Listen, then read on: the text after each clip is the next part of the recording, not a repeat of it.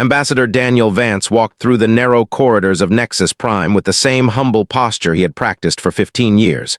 His shoulders slightly bent, his eyes looking down, his steps soft and careful. This was how humans were expected to move in the presence of greater species. The Galactic Council had taught Earth this lesson for 87 years, and humanity had learned it well. Or so the Council believed. The dying alien had chosen his hiding place carefully, was old even by standards. His green scales had faded to a dull gray, and his breathing came in short, painful gasps. He had served as an archivist for the Council for over 200 years. He had kept their secrets. He had organized their lies, and now, in his final days, guilt had found him. "Ambassador Vance," whispered as Daniel entered the small storage room. "You came alone as I requested." "I did." Daniel knelt beside the dying alien. "Your message said you had information about Earth's classification." His yellow eyes looked up at the human. There was something in those eyes that Daniel had never seen from a council species before. It looked like shame. "I have carried this weight for 87 of your years," said.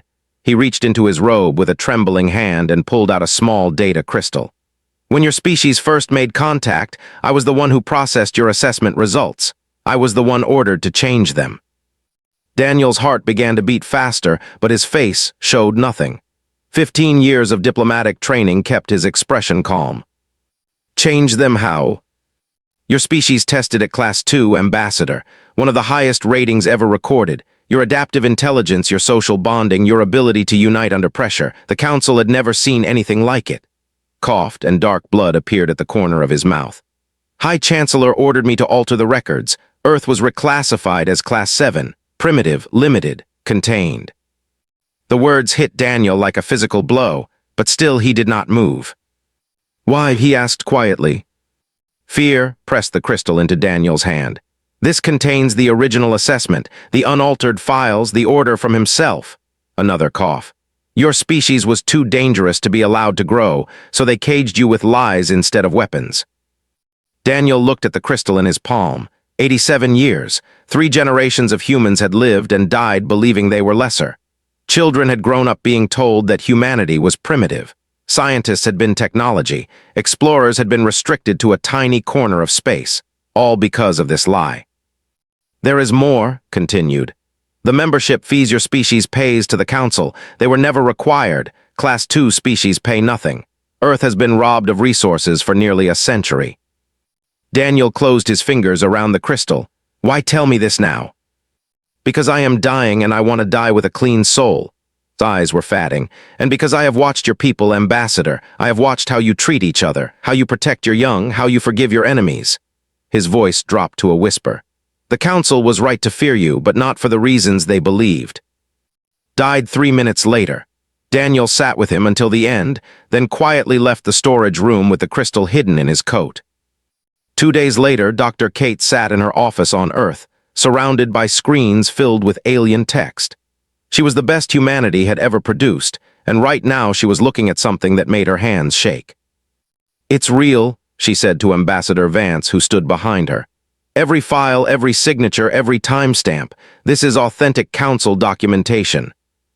Daniel had not slept since returning to Earth, and the assessment scores. Kate pulled up a comparison chart. "Our original scores were remarkable: problem-solving, adaptability, emotional intelligence, cooperative behavior. We ranked higher than species that have been traveling the stars for 10,000 years. She turned to face him.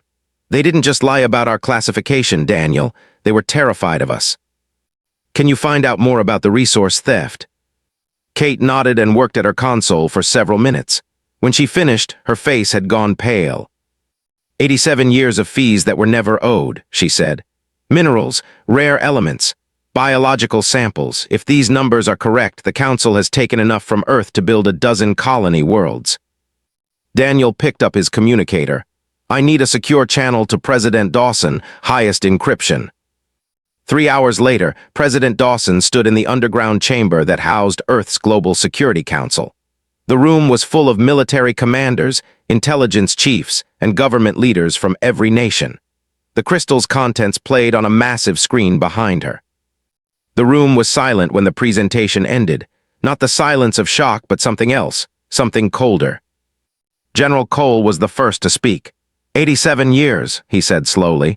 They have been stealing from us for 87 years. And lying to our faces while they did it, added Admiral Jack. President Dawson looked around the room. She saw anger in their eyes, but she also saw control, discipline. This was what humans did when they were truly furious. They became quiet. They became focused. They began to plan. The question before us, she said, is how we respond. We cannot respond with weakness, General Cole said. But we also cannot respond with blind rage. That is what they expect from primitives. Admiral leaned forward. We have assets they do not know about, technologies we have hidden, ships they have never seen. How long have we been preparing for something like this? Doctor asked. Allowed himself a small smile. Officially, never. Unofficially, since the day we joined the council and were told we were not good enough to sit with the adults. President Dawson nodded slowly. Then we do not react, not yet. We prepare, we plan. And when we are ready, we show the galaxy exactly what happens when you lie to humanity. She turned to Ambassador Vance. Daniel, you will return to Nexus Prime. You will smile, you will bow. You will play the role of the humble human delegate, and you will tell us everything they do and say. And when the time comes, Daniel asked. President Dawson's eyes were hard as stone. When the time comes, they will learn why they were right to be afraid. The meeting lasted another 4 hours. Plans were made. Resources were allocated. Messages were sent through channels that had been hidden for decades. On Nexus Prime, High Chancellor received his daily report and smiled. Earth had shown no reaction to any unusual activity. The leak had clearly been contained. He had no idea that the cage he had built around humanity was about to be torn apart from the inside. 3 weeks passed, and Earth remained silent. On Nexus Prime, the Council's intelligence officers watched humanity with careful eyes. They monitored communications. They tracked ship movements. They analyzed news broadcasts from every human city. They found nothing unusual. High Chancellor read the reports with satisfaction. The humans continue their normal routines, his aide informed him. Trade shipments, scientific requests, cultural exchanges, nothing has changed. Of course nothing has changed, replied. They are Class 7 primitives. Even if some rumor reached them, they would not know what to do with it. They are not capable of strategic thinking at our level. His aide nodded in agreement, and neither of them noticed the small smile that crossed Ambassador Vance's face as he passed them in the corridor. On Earth, something very different was happening. Protocol blackout had been activated the moment President Dawson left that first meeting. Every government, every military, every intelligence agency on the planet had received the same order: complete information security. No leaks, no rumors, no public statements. The world continued its daily life while, beneath the surface, humanity prepared for war. General Cole stood in a facility that officially did not exist. It was buried deep beneath the Rocky Mountains, shielded from every form of detection known to either humans or aliens. For 60 years, this place had been humanity's greatest secret. Project Horizon, Dr. Price said proudly, gesturing at the massive hangar bay that stretched before them.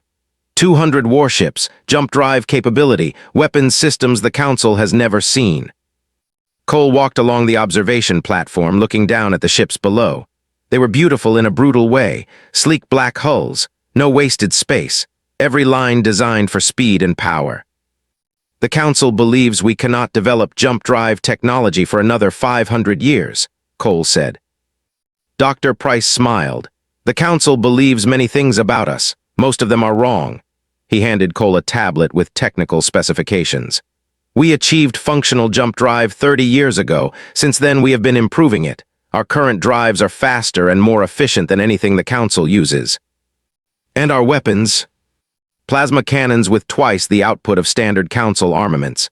Kinetic accelerators that can punch through any known shielding, and something special. Price pulled up a new screen. Electronic warfare systems. We can disable enemy ships without destroying them, shut down their power, blind their sensors, leave them floating helpless in space. Cole studied the data carefully. Why disable instead of destroy? Because destruction is easy, Price replied. Any primitive species can destroy. We want to show them something different. We want to show them that we could have killed them, but we chose not to. Cole nodded slowly. He was beginning to understand the strategy. 5,000 miles away, Commander Shaw walked through her ship for the first time. The Resolute was the flagship of Earth's hidden fleet. It was larger than the others, designed to coordinate battles and carry diplomatic personnel. Shaw had commanded warships for 20 years, but she had never seen anything like this. "She is beautiful," Shaw whispered to her first officer, a young man named. "She is also ready," replied. "All systems operational, crew fully trained. We have been running simulations for months." Shaw placed her hand on the wall of the corridor. The metal was cool beneath her fingers. In a few weeks, this ship might carry humanity into its first real war. The thought did not frighten her. It filled her with purpose. "Have the crew been told the truth?" she asked. "Yes, Commander. Every person on this ship knows what the Council did. Every person volunteered to be here." Shaw looked at her first officer. "And how do they feel?" His jaw tightened. "Angry, Commander, but focused. No one wants revenge, they want justice." "Good," Shaw continued, walking toward the bridge. "Justice is exactly what we are going to deliver." On the dark side of the moon, the fleet gathered. 200 ships arrived one by one over the course of 2 weeks. They came from hidden facilities on Earth, from secret bases on Mars, from stations disguised as mining operations in the asteroid belt. Each ship took its position in the formation, and each crew ran final checks on their systems. Admiral Ben Carter watched the fleet assemble from the bridge of the Resolute. He was an older man with gray hair and calm eyes. He had spent 40 years in Earth Space Forces, always knowing that something was wrong with humanity's place in the galaxy. Now he understood what that something was. 200 ships, his tactical officer reported. All crews at full readiness, all weapons charged, all jump drives operational. "And the Council?" Carter asked. "No indication they have detected anything, Admiral. Their sensors are not looking in the right places." Carter allowed himself a moment of satisfaction. For decades, humans had been pretending to be less than they were. They had hidden their best scientists. They had concealed their greatest achievements. They had played the role of the primitive species because that was what the Council expected. Now the mask was about to come off. On Earth, President Dawson addressed the population through secure channels. Every television, every computer, every phone displayed her face at the same moment. "My fellow humans," she said, "for 87 years we have been told that we are primitive, that we are limited, that we must accept our place at the bottom of galactic society. Today I must tell you that this was a lie." She explained everything: the false classification, the stolen resources, the Council's fear of humanity's potential. She showed them the evidence, the original assessment scores, the orders from High Chancellor. "We have kept this information from you for 3 weeks," Dawson continued, "because we needed time to prepare.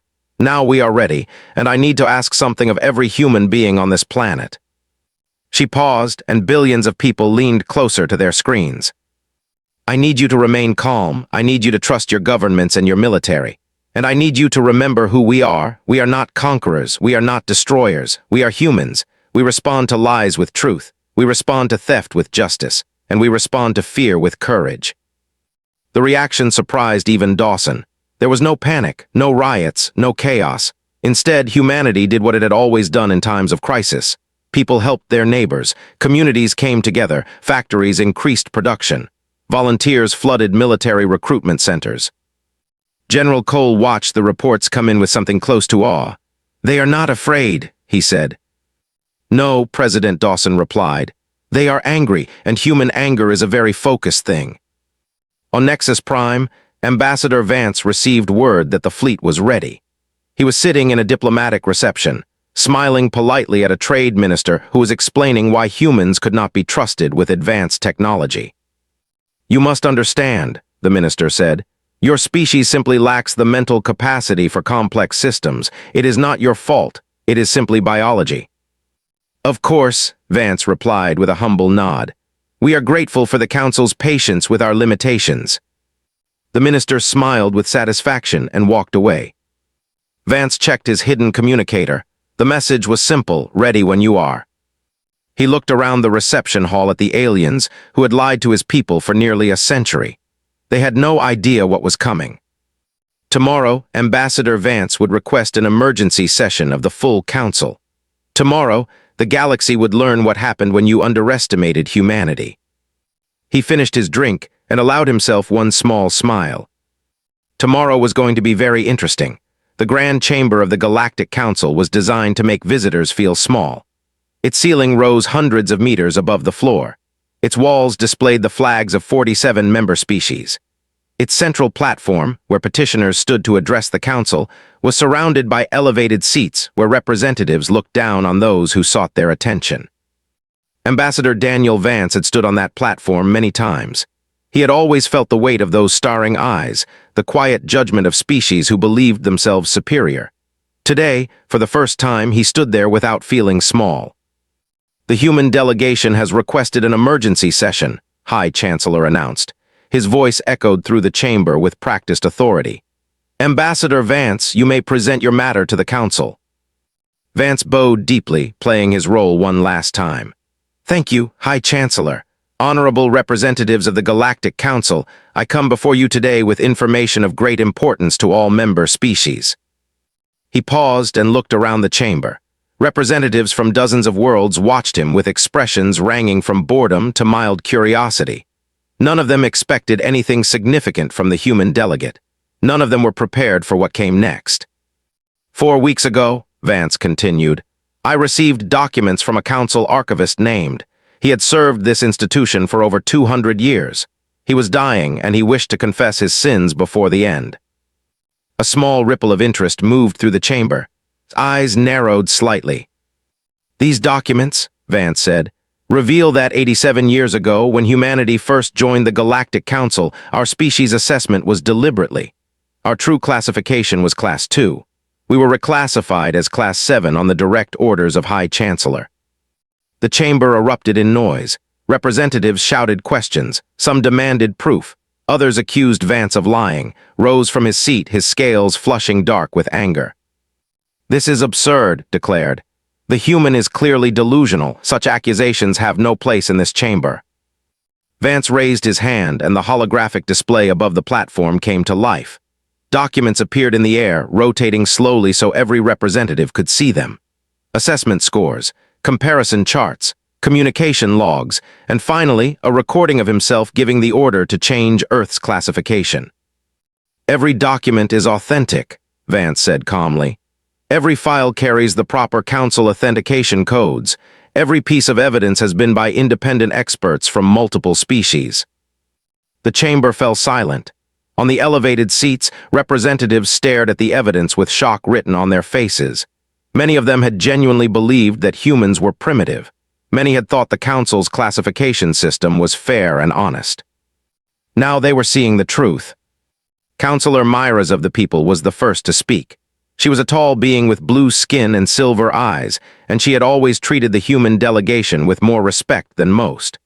Ambassador Vance, she said quietly, what you are showing us suggests a fundamental betrayal of everything this council is supposed to represent. It is exactly that, Vance replied. But there is more. The membership fees Earth has paid for 87 years were never required. Class 2 species are exempt from such payments. The Council has been stealing from my people since the day we joined. More documents appeared on the display. Financial records, resource transfers, mining agreements that had stripped Earth of valuable materials under the guise of membership obligations. The total value of these thefts, Vance said, exceeds what most species earn in 1,000 years. Earth has been robbed while being told we should be grateful for the privilege. Slammed his hand on his desk. This session is over. Guards, remove the human delegation. The chamber doors began to open, but Vance did not move. High Chancellor, he said, I do not believe you want to do that. Something in his voice made pause. There was no fear in the human's words, no desperation, only calm certainty. Why not? Demanded. Vance smiled, because of what is waiting outside. At that moment, alarms began to sound throughout Nexus Prime. Representatives reached for their communicators. Security officers rushed to their stations. And on every screen in the chamber, the same image appeared. 200 warships surrounded the station. Black hulls against the stars, weapons ports glowing with power, formations so precise they looked like artwork. An Earth fleet, a fleet that should not exist. Admiral Ben Carter's voice came through the speakers. "This is Admiral Carter of the Earth vessel Resolute. We have arrived at Nexus Prime to support Ambassador Vance's presentation. Any hostile action against the human delegation will be considered an act of war." The chamber was frozen. No one moved, no one spoke. Vance stepped forward, his voice carrying clearly through the silence. "You classified us as Class 7 because you were afraid of what we might become. You thought you could keep us contained forever. You thought we would never discover the truth." He looked directly at, "You were wrong." The High Chancellor recovered his composure with visible effort. "This is a bluff," he declared. "The humans do not have jump drive technology. These ships cannot be what they appear to be." "And yet," Vance replied, "here they are. They arrived without warning. They surrounded this station before your sensors detected them, and they carry weapons your military has never seen." He pressed a button on his communicator, and Admiral Carter spoke again. "Earth demands 3 things. First, official acknowledgement of the fraud committed against humanity.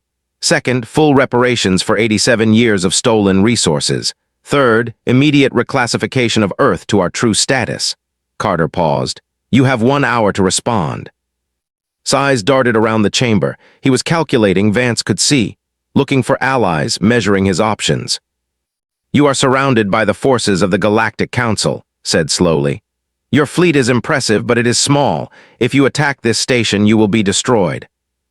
"We have no intention of attacking," Vance replied. "We have come for justice, not destruction. But make no mistake, High Chancellor, if you force us to defend ourselves, you will not enjoy the result." A message appeared on screen. He read it quickly and his scales went pale.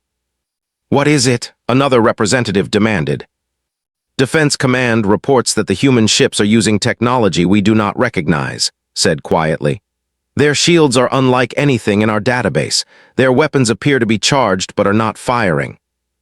"They are waiting," Counselor Myra said. "They are giving us a chance to do the right thing."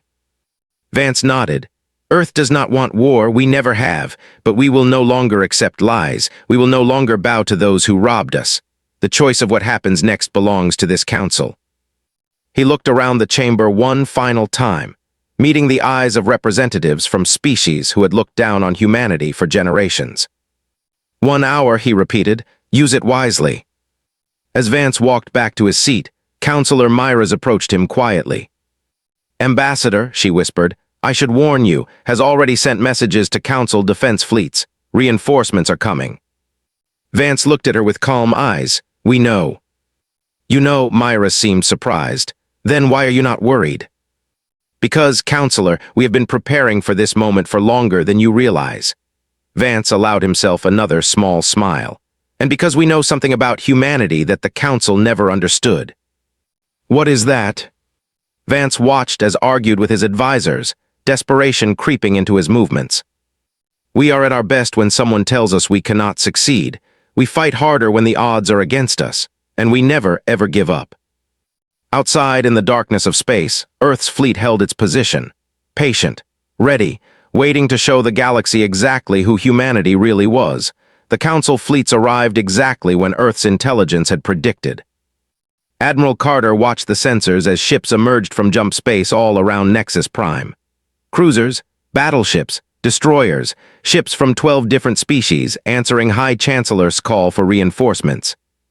"Final count?" Carter asked. 837 vessels, Admiral," his tactical officer reported. "They are taking position around our fleet." Carter nodded calmly. "Just over 4-1, better odds than I expected." Commander Shaw stood beside him on the bridge of the Resolute. She had transferred to the flagship to coordinate the battle, leaving her own ship under her first officer's command. "They think they have us trapped," Shaw observed. "They do have us trapped," Carter replied. "They just do not understand what that means for them." On Nexus Prime, High Chancellor watched the fleet formations with satisfaction. The human ships were completely surrounded. There was no escape route, no possibility of retreat. "You see, Ambassador," announced to the chamber. "Your fleet was impressive, but you have overplayed your hand. Surrender now and we may show mercy." Vance remained seated, his expression unchanged. "We do not require mercy, High Chancellor. We require justice." "You require reality." His voice dripped with contempt. In moments, your primitive fleet will be reduced to wreckage. Your species will be taught a lesson about the consequences of defying the Council. He pressed a button on his console. All fleet commanders, this is High Chancellor, destroy the human vessels. 800 warships opened fire at once. The space around Nexus Prime became a storm of energy. Plasma bolts, laser beams, kinetic projectiles. Every weapon in the Council's arsenal was directed at Earth's 200 ships. On the bridge of the Resolute, alarms sounded as impacts registered on the shields. "Shield status?" Carter asked. "Holding at 98%, Admiral. The adaptive matrix is absorbing and redistributing the energy as designed." Carter watched the display with something like pride. Earth scientists had spent decades developing this technology. They had studied every weapon the Council used and designed shields that could adapt to each type of attack in real time. "They hit us with everything they had," Shaw said, "and our shields barely noticed. Time to show them what else we have been hiding." Carter opened a channel to the entire fleet. "All ships deploy electronic warfare systems, target enemy vessels, disable, do not destroy. I repeat, disable, do not destroy."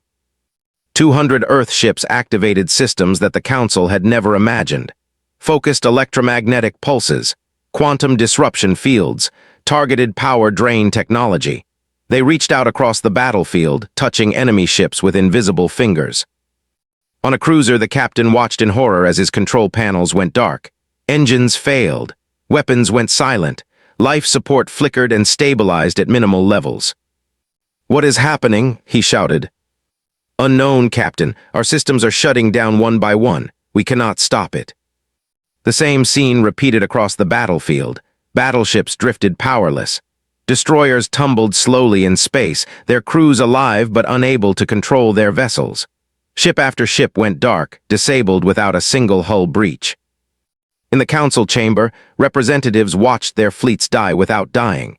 Their screens showed hundreds of ships reduced to helpless metal shells in less than an hour. Stared at the display, his confidence crumbling. "This is impossible," he whispered. "They were supposed to be primitives." Admiral Carter's voice came through the speakers again. "High Chancellor, your attack has failed. 837 Council vessels are now disabled. Their crews are alive. Their life support systems continue to function. They will float in space until we choose to restore their power." He paused to let the words sink in. "We could have killed them. We chose not to. This is who we are. This is what you feared." The chamber was silent. Representatives who had laughed at humans for decades now looked at their screens with something close to terror.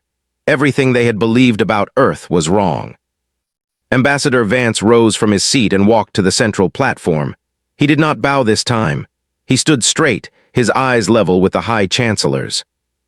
"You built your power on lies," Vance said. "You kept humanity contained because you knew what we could become, but you made a mistake. You thought lies could hold us forever. You thought we would never learn the truth." He gestured at the display showing the disabled fleet. "Now you know what truth looks like when it catches up with lies." Councillor Myra stepped forward. "I call for an immediate vote of no confidence in High Chancellor." The words seemed to break a spell.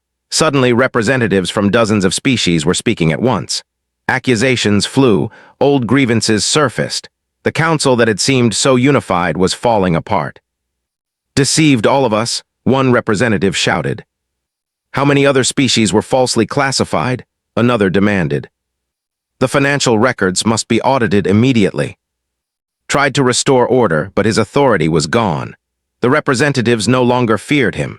They feared the human fleet still holding position outside, a fleet that had just proven it could destroy them all and had chosen mercy instead. The vote was held within the hour, lost 43-4. As Council security officers approached to escort him from the chamber, the former High Chancellor turned to Ambassador Vance with hatred in his eyes. "This is not over," he hissed. "You think you have won, but you have only made enemies. The galaxy will never accept humans as equals." Vance looked at him calmly. "The galaxy is already changing its mind. Would you like to know why?" He pointed at the display showing the disabled ships. "Every crew member on every one of those vessels is alive right now because we decided not to kill them. Their families will hear this story. Their friends will know that when humanity had the power to destroy, we chose restraint. That is how you earn respect, not through fear, through actions. Security officers led the former High Chancellor away. He looked old now, diminished. His lies had kept him powerful for nearly a century. Without them, he was nothing. Admiral Carter's voice came through the speakers one final time. With the Council's permission, we will now begin restoring power to the disabled vessels. We ask only that they withdraw peacefully and that further negotiations proceed through diplomatic channels. Councillor Myers looked around the chamber. Without, no one seemed certain who should respond. Finally, she stepped forward. On behalf of the remaining council members, she said, we accept Earth's terms. Diplomatic negotiations will begin immediately. On the bridge of the Resolute, Commander Shaw let out a long breath. We did it, she said quietly. We actually did it. Carter shook his head. We won a battle. The real work starts now. Building trust with species who thought we were primitives for nearly a century will not happen overnight. But it will happen. Carter looked at the disabled ships beginning to power up again. Their crews would return home with stories of human mercy. Their governments would have to reconsider everything they thought they knew about Earth. Yes, he said finally. It will happen because that is what humans do. We take the impossible and make it real. Outside, Earth's fleet maintained its position, watching as the Council vessels came back to life and began their slow withdrawal. Not one human ship had fired a weapon that killed. Not one Council crew member had died. The battle was over. The war had never really started. And humanity had shown the galaxy exactly what kind of species they were. 6 months had passed since the Battle of Nexus Prime, and the galaxy was learning to see humanity with new eyes. Ambassador Daniel Vance stood at the window of his quarters on the station, watching ships come and go. The traffic had changed since that day. More species sent vessels now, trade delegations, scientific missions, diplomatic envoys. They came to see the humans who had humbled the Council without firing a single lethal shot. The door chimed, and Councillor Myers entered. In the months since removal, she had become one of humanity's closest allies among the alien species.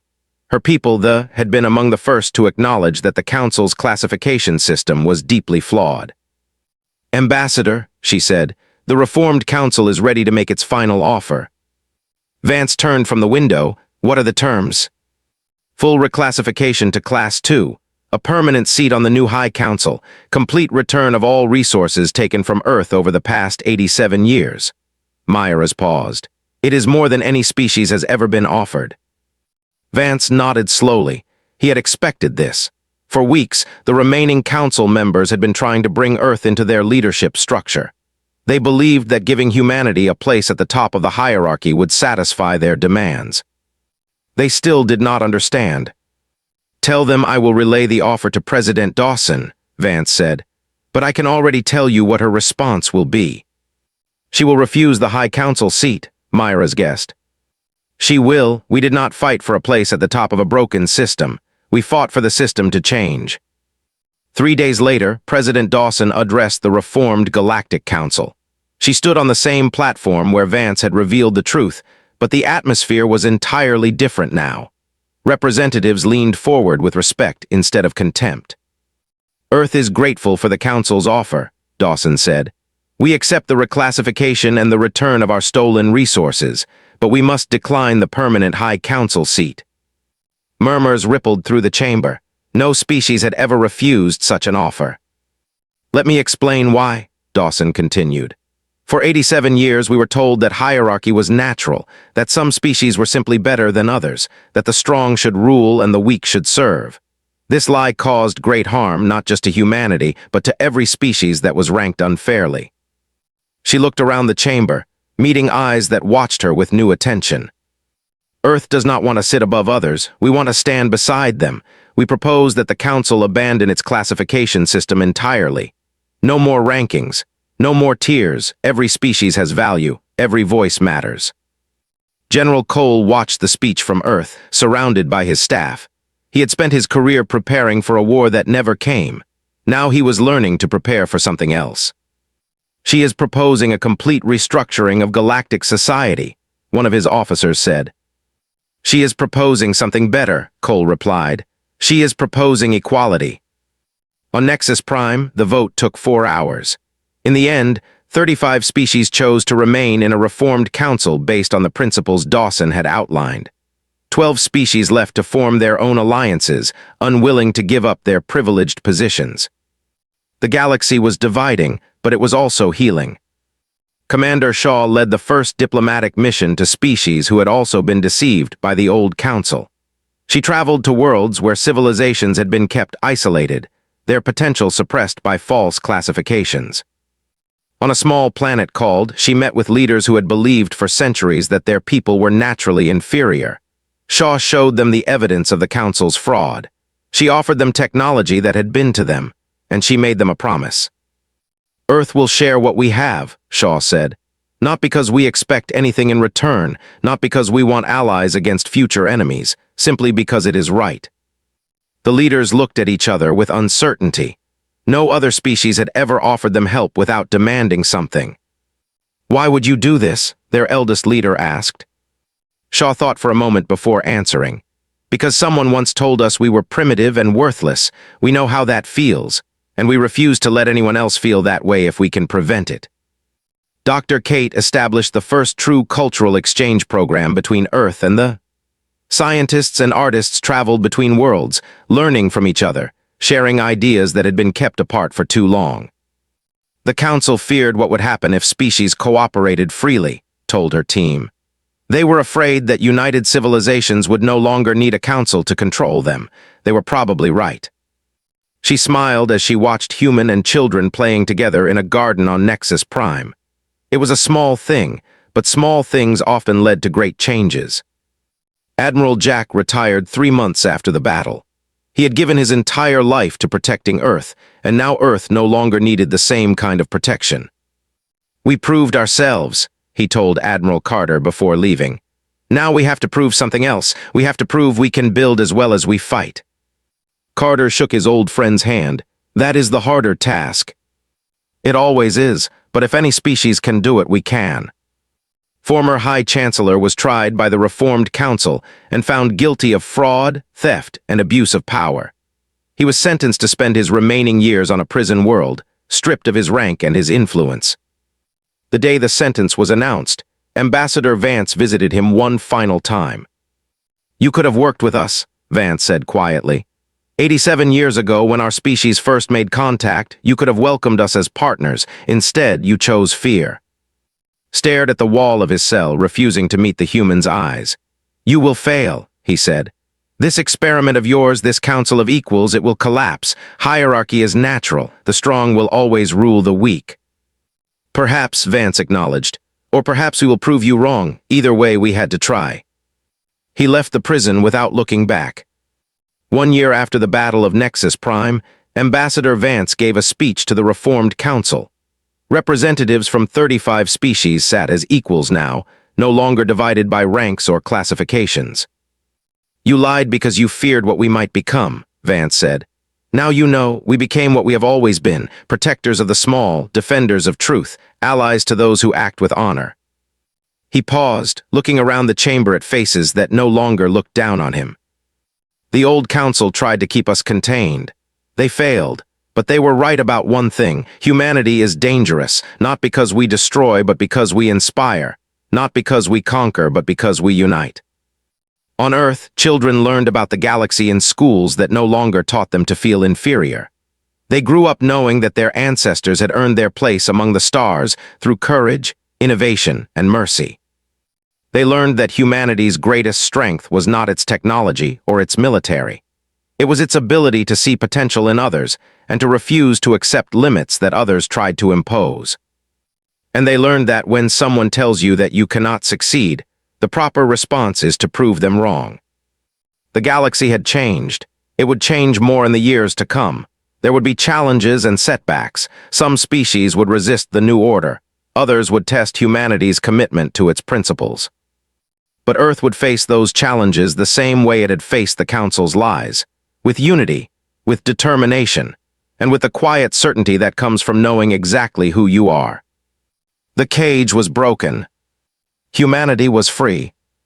And the stars were waiting,